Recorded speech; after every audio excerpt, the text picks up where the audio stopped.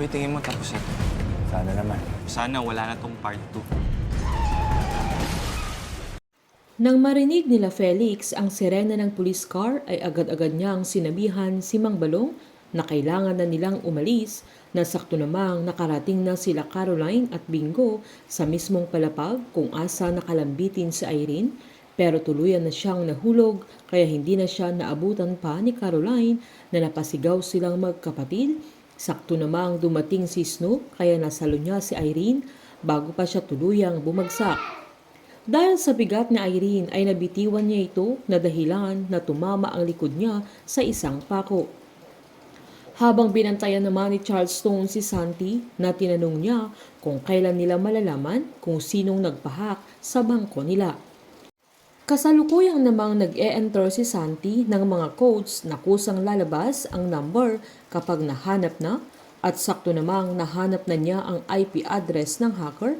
Kaya agad sinabi ni Santi na papupuntahan niya sa mga tao niya para malaman na nila, pero giniit naman ni Charles Stone na sasamahan niya ang mga ito, pero giniit ni Santi na hayaan na lang nila ang mga tauhan nila. Sakto namang tinawagan ni Bettina si Charles Stone na agad niyang tinanong kung asaan ang kuya niya, na sinaad naman ng binata na may inaasikaso siyang importante. Kaya sinabi agad ni Bettina na kailangan na niyang umuwi dahil may nangyari kay Irene, kaya hindi na nakasama si Charles Stone sa mga tauhan ni Santi. Habang naghihintay pa rin si Aling Pat kay Caroline sa meeting place nila, na nagbabaka sakali itong darating pa ang dalaga, pero nahagilap niya si Puloy na sinusubaybayan pala ang mga galaw niya na siya ang inutusan ni Mang Balong.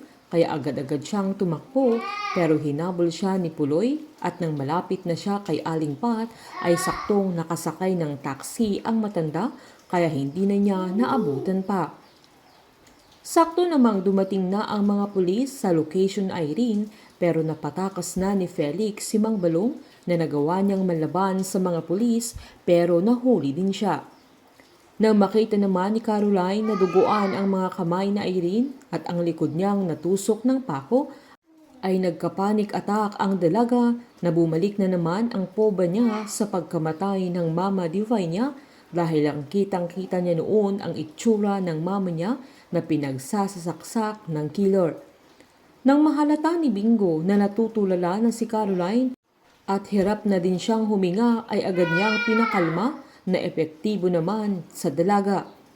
Takot naman sila Cindy nang mailabas ng mga rumisponde kay Irene na agad sinakay sa ambulansya, na agad-agad namang tumakbo si Wilson kay Caroline na sobrang nag-aalala sa anak niya. Sabay humingi siya ng tawad dahil hindi niya pinapaniwalaan si Caroline na hindi sana umabot sa ganong sitwasyon. Humingi naman ng tawad si Caroline kay Irene dahil napagbintangan niya ang kapatid niya na siya ang nagpakidnap sa kanya. Habang in-interview ng mga pulis sila Bingo at Snoop tungkol sa isa pang kasama ni Felix, kaya kinantanan nila si Mang Balong.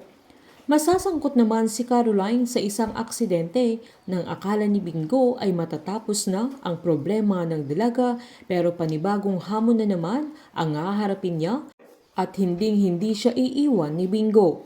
Painit ng painit ang mga tagpo, sabay-sabay po nating subaybayan ang advance episode ng Can't Buy Me Love dito po sa aking channel. Patuloy lamang pong manood at mag-subscribe para ma-update po kayo sa mga susunod na episode. Marami pong salamat.